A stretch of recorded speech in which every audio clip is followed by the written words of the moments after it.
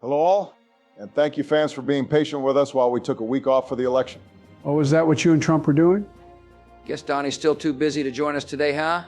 Nah, he said he'd be here. You think he'd miss a chance to gloat? Probably caught up with campaign business. I'll shoot him a quick message. Don't hurry. It's kind of nice without all the bigly tremendous. It's calm and peaceful.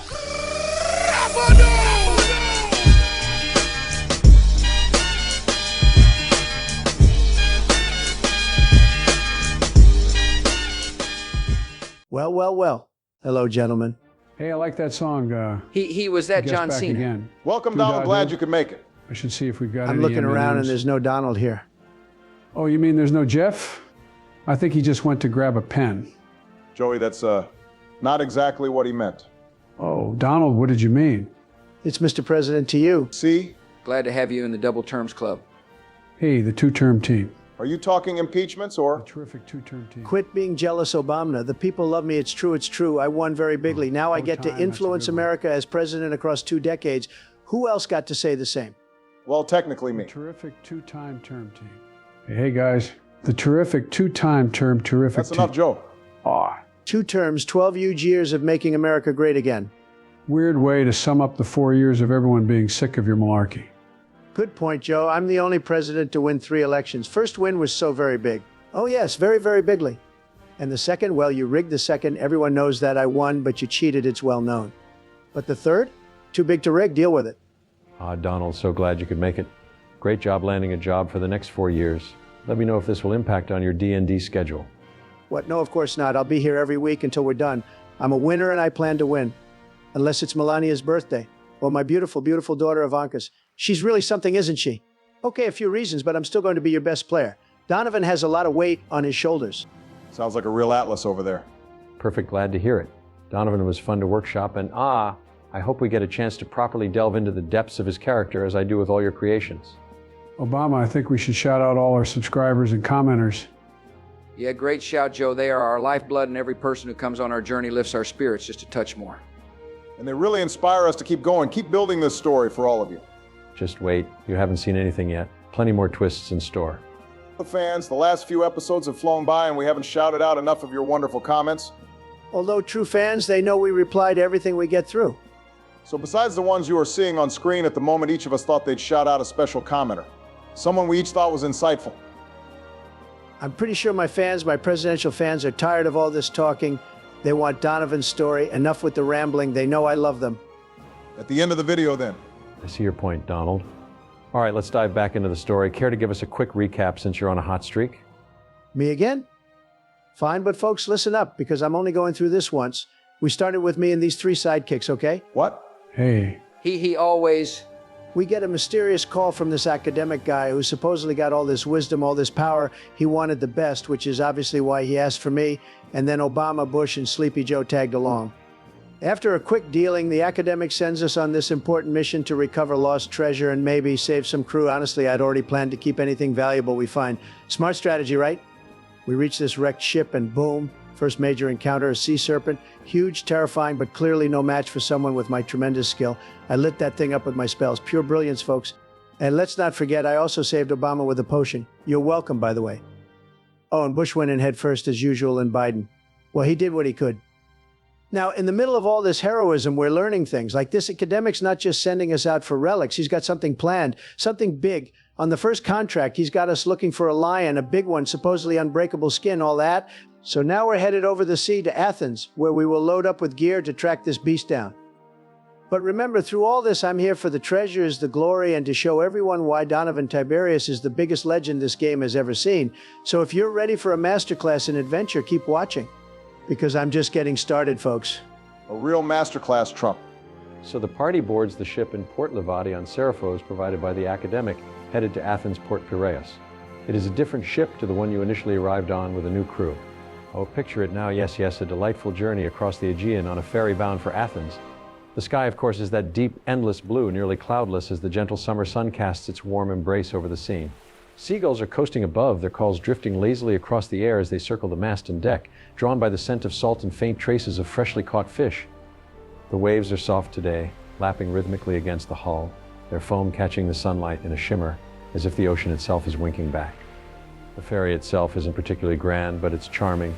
Weathered wood and railings softened by years of sunlight and ocean breezes give it character. Ah, and the passengers. Oh, you'll find all sorts. A fisherman with sun-baked skin sits nearby, his laugh rough but full, as he shares a tale of some larger-than-life catch with any of the crew who will listen. A young couple, still smitten and carefree, leans against the rail, eyes set on the far horizon. There's even a gaggle of wild-looking children skittering about, giggling as the seabirds swoop and dive alongside the vessel, hoping for scraps. And as you sit back, perhaps with a cool drink in hand, the ferry eases forward, slicing through gentle waves, rocking with a rhythm that could lull even the most hardened soul into a summer's daydream. As you near Piraeus, you begin to see the port, a mosaic of colors and sounds, filled with ships, people bustling, the din of distant voices echoing off the docks. The scene is familiar to some of you, alien to others. There's a certain excitement in the air, a promise of discovery just beyond the horizon. Ah, yes, quite the pleasant journey indeed. You disembark, hurried along by the captain, who wants to get the passengers out of the way of his cargo that his crew have begun to offload. Feels good to be back in the city's controlled chaos. Tremendous. People everywhere, opportunities as far as the eye can see. I can smell the deals. Oh, is that what that is? Does this city just like go forever? I've never seen anything so big besides the mountains. Athens is grand, greatest city in the world, but this is only just the gateway town, not even the city proper. That is far more grand and magical. Something we see eye to eye on Donovan. I've heard better things about that Latin city. Rome it was called, I think. You mean Rome? Maybe spelling has never been my strong suit. Don't get me started on Rome, filled with orcs and all sorts. When they send their armies here, you think they are sending their best and brightest? No, it's all the illegals, murderers, and people from mental institutions. I've only met decent men. I fought alongside one of their legions in Magnesia. That was sure a day. Taurus, you okay? Oh yeah.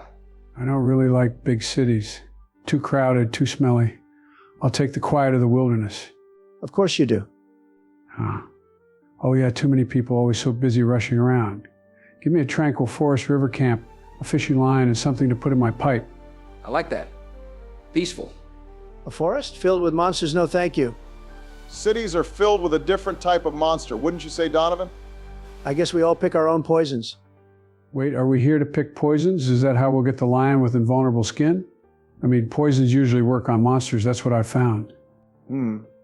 Great question, actually. I'd normally suggest some high-level magics or some enchanted items, but we are limited on both at the moment, being this low level. Poisons could be the go? Any insights, anyone? We need to find the beast first, and it may not even be real. Hercules died long before any of our grandfathers were born, so who knows, maybe it's just an overgrown house cat. Oh, a scared, lost little kitty. Bixby is already thinking about trying to pet the lion. Let's stay focused and get out of Piraeus and onto the open road by sundown. Maybe we just sell some of the excess weapons we got from the ship, buy some health potions, and I'll light it on fire. You can do that? We could buy oil. That's an idea. Now you're talking my language. You two love your oil house. Some things don't change, but no, I see the plan now. Maybe we need chains? Trap it, tie it down, and torch it? This is so inhumane. It's not human, Aristos. It's a monster, silly. Since when has that stopped you? Never really. So let's grab some flasks of oil, 2 sturdy chains, maybe another healing potion. Anything I'm missing? Not if you want to hit the road by sundown. It is already getting late, gentlemen. The ferry takes up the largest part of the day, but this is Mediterranean summer, so Apollo's rays will be lighting up the lands until late in the day. As Aristos and Donovan are familiar enough with this area, I say we skip forward on the shopping roleplay this time so we can get on with the day. It is easy enough for you to find a market street near the docks where a range of vendors will buy and sell what you want. So please make a list. Okay, we want to buy what to? Sturdy chains. Wait, no, chains are much shorter than rope in D&D, so we'll need extra long ones, maybe 30 foot each. Another healing potion and what, half a dozen oil flasks. Each one covers 5 foot squared, right, Jeff? Certainly does. I have 2 spears, 2 short swords, and a glaive I am willing to sell. Plus we have a couple of silvered weapons, but I reckon we hold on to them. Maybe we keep the glaive too. I can see a reach weapon being really useful against a large lion. Where are you carrying those all Taurus? Some in my backpack, some in yours. Jeff, I go and take the 2 short swords and the spear I tied to Bixby's pack when we were scaling that cliff. add them to my own little bundle. I didn't realize I had all that extra weight. I thought my sea legs were making me weak on land. Anyway, I already have one glaive stashed. This is my spare. I also have this large crossbow, but I'm keeping that. Maybe I need some bolts. My boy is packing in more ways than one, I'm sure. Seriously, how many weapons do you have? Weapons are my religion, Bixby. Well, weapons and Ares, but they are one and the same. Interesting. I want to understand more, but maybe we save that conversation for the road. I think we have wasted enough light today debating this, so yes, please, Jeff, can we skip talking to many vendors this time and just get on the road? No way, Jeff. If I don't get to haggle, I'm not skipping. I need to go after that presidential discount. I mean, the Athens Noble discount. I'll allow you to make a persuasion roll for general haggling instead of you role-playing all the various vendors. Happy? Cause Aristos and I are locals and know the markets, can I have advantage? I very much would be helping charm the shopkeepers and inquiring about their goods. I agree, go for it. Aristos? Helping charm the shopkeepers? No, not very likely. Everyone knows I'm the most charming. So you wouldn't be able to help charm, no, but you could use your nerdy powers to help with local knowledge of prices and quality or something, maybe. Something give me an edge in the dealings. Yeah, whatever, just roll, let's get moving. Okay, I got not as great as it could have been, 19. 19 is a disappointing persuasion roll. With advantage, yeah. Sorcerers, gotta love that charisma. What can I say? Just like me, did you see those numbers in the popular vote? Very big. With a 19, you managed to sell all the weapons for 25 gold and purchase the goods, including the potion, for 65 gold, leaving you with a debt of 40 gold. I will contribute 6 gold towards it. I knew this would happen. Listen, that healing potion I bought, personal gold, and I used it on you. I'm already pitching an extra on the oil and chains. Those didn't come cheap, but they weren't 30 gold. He has a point. Let's skip the debate. Jeff, I'll cover the last 35 gold from the party loot. All right, finally out on the road. So where are we heading again? We're after the Nemean lion, so Nemea, I think. It's never that straightforward. Oh, but it is. Well, who'd have thought? I did. Yes, the lion's last known territory is near Nemea, and that's where you have been directed to search for Hera's roke. Any chance I know the location? As Aristos thinks about his knowledge of legends, roll for history, please. I know Bixby is new to Greece, but as I do know a thing or two about monsters. Think I've heard of it? I will give Obama advantage as you put your heads together. The power of 1.5 minds combined. Oh, advantage? Great, much needed. First roll was a natural 3. Second one's better. That's a 16 with modifiers. You couldn't put a pin in it on a map, but you know it's in the north of the Peloponnese towards the eastern side. Oh, that has to be like 70, maybe 80 miles by foot. So we could walk there like peasants, or we could get a ride there, hire a wagon or cart, save the legs for the fight? Only 80 miles. Oh, I thought it was going to be far. Now save the coin, let's march. Good cardio for those who might not be lion fight ready. Jeff, how long would it take us? The limit is at 30 miles over an 8-hour period without pushing exhaustion. And that's per day, George. For those of you at home curious, I am going to be playing with the new 2024 exhaustion rules, as I believe they are more thematic. I'm not taking that book set on a whole, but same as with anything, we will pick and choose the parts that suit us best. So 3 days then, depending on if we make good time tonight. Jeff, do we have a feel for how safe this main road is between cities? This road you are taking, at least for the majority of your journey, is the safest intercountry road. A lifeblood of trade throughout the region, it is mutually lucrative for the kings, princes, and rulers of the lands to ensure it remains open and free of bandits. Ah, boring. Why not fights every day against waves of bandits and monsters? Patience. There will be plenty of time for waves of enemies later, Taurus, the ever-excited.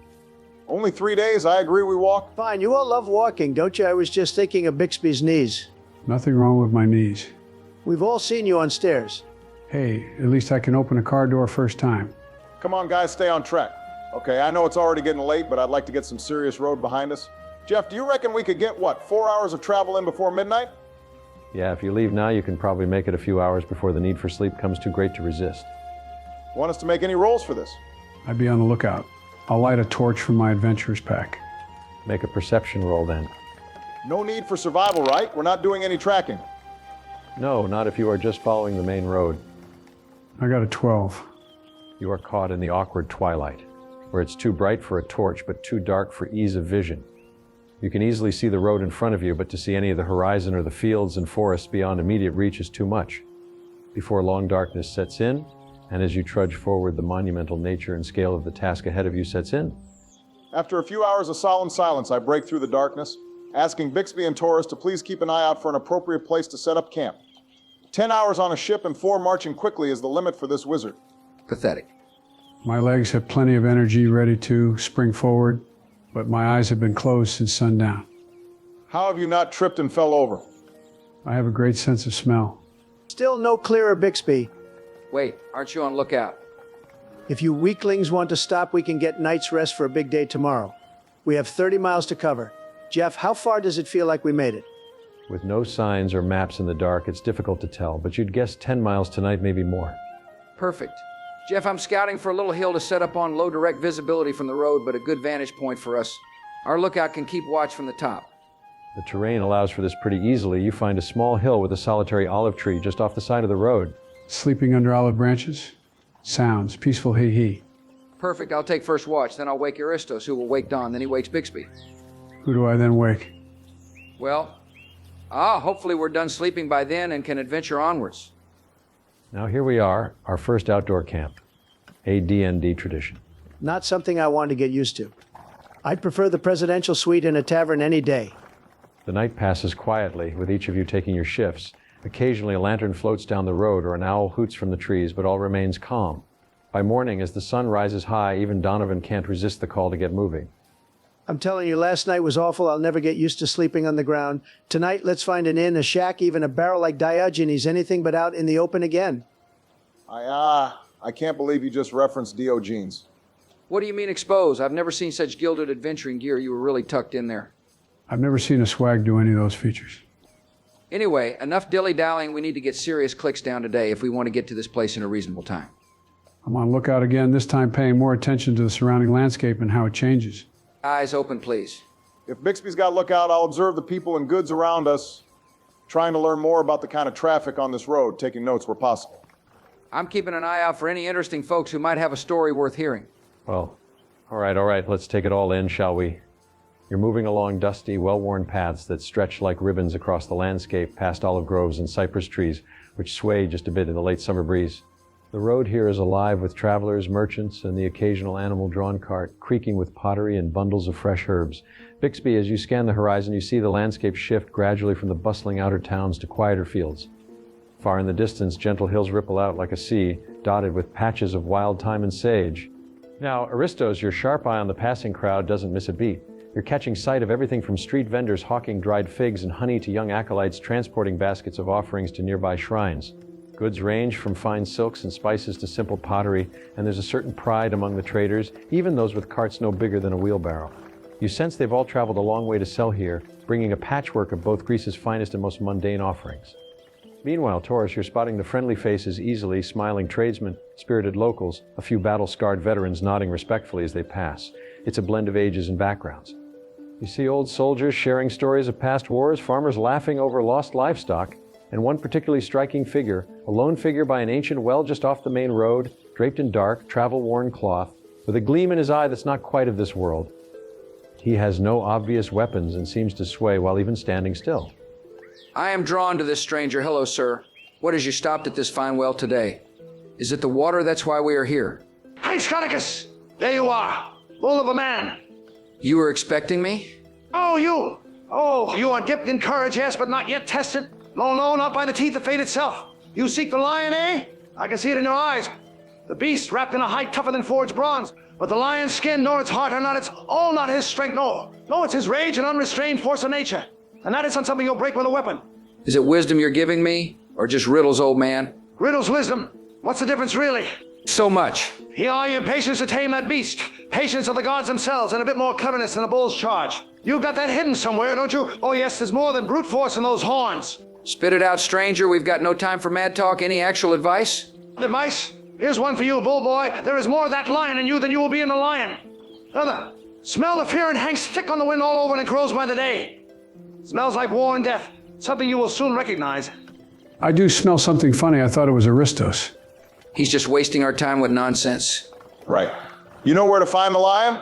Worth a shot. That. Then I'll tell you plain. Find Nemea, here go west. Through the deepest valleys and across the widest rivers.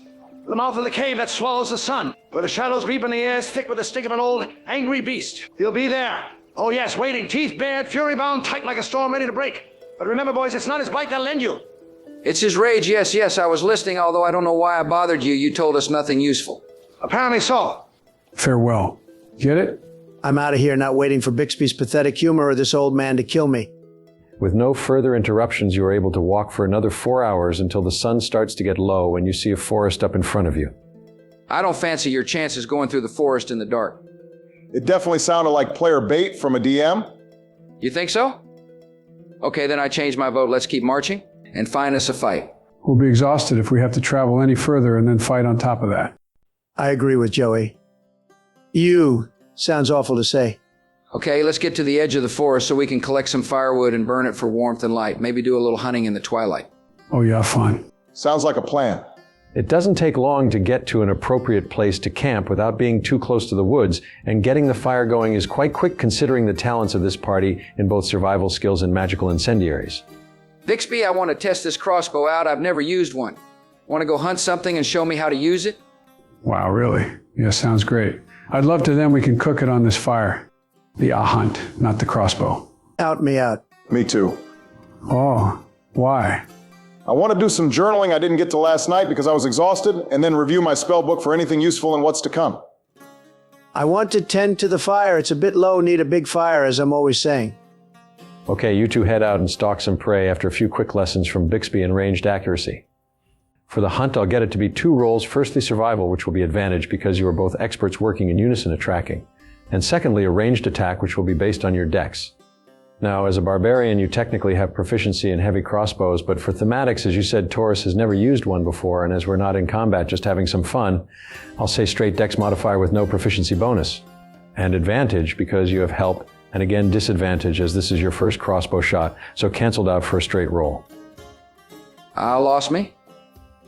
2 rolls, first with advantage. And the second, as you have both advantage and disadvantage, they cancel each other out. Leading to, as Jeff said, a straight roll, so just a normal single D20 roll.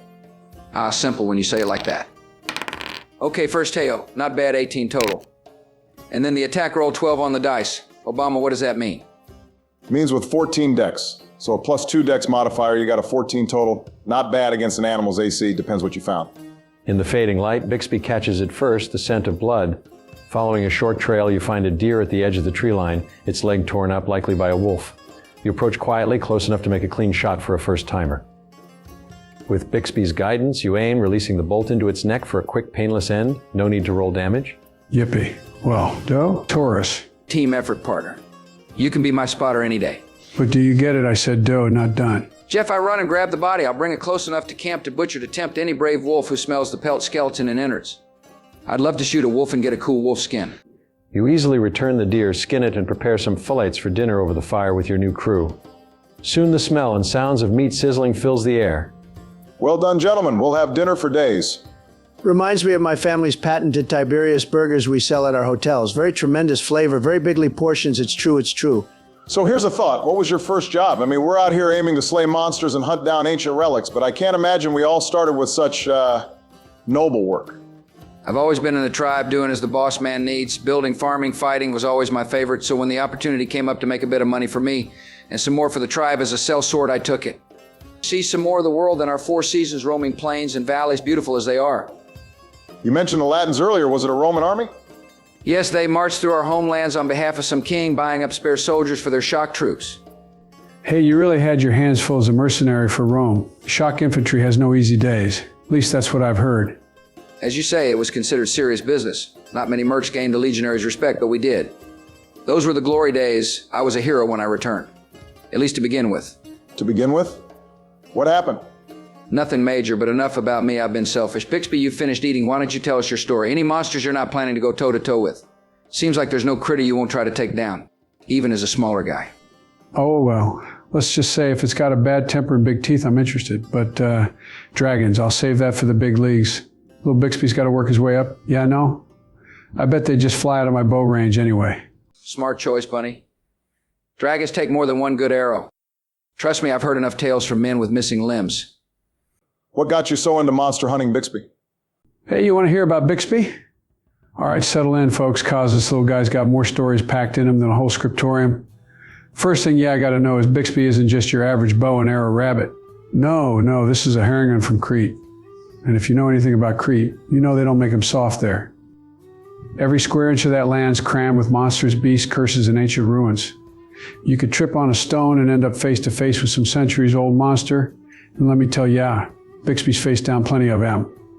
If you refer to yourself in third person again, this story stops immediately. Got me? Okay, I started off as a humble hunter.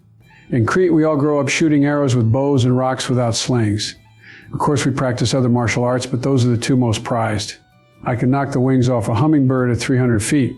So I was a cut above the average, so I took to hunting as a means of livelihood. First it was food, then a little extra money, and soon I was taking down exotic prey for serious coin. A local hunting company even hired me for big game trips, and they hit record bounties. Mostly, I'll admit, that was thanks to Artemis's goodwill, but word got out about my hunts, so I started my own company and bam, fully booked. But it got old, same deal every day, hauling spoiled nobles around. Then I heard about a harpy nest near my hometown. Got a crew together, cleared those harpies right out. They could steal a sword from your hand and fly off laughing, but we only took a few injuries. After that, I was hooked on monster hunting. Bigger, scarier monsters, that's been my path ever since. So you're just out here on the hunt for bigger prey? Not quite, it's a little more complicated than that. To prove my courage, I go down into an infamous ancient labyrinth, just looking to scout for a local lord. No big deal, right? I'm halfway down a spiral when I hear it, the footsteps of something huge, breathing heavy enough to shake the walls. Well, I did what any smart bunny would do, ran out of there like lightning, just like my mama taught me, and made it out back into the light where a crowd was waiting to point and laugh at me. Turns out I'm not so great with tight spaces. So now I'm hoping to get some experience, build up my strength, and go back down there to face whatever had me running and earn my respect back. Maybe it's like AC Odyssey and it's just a man in a mask?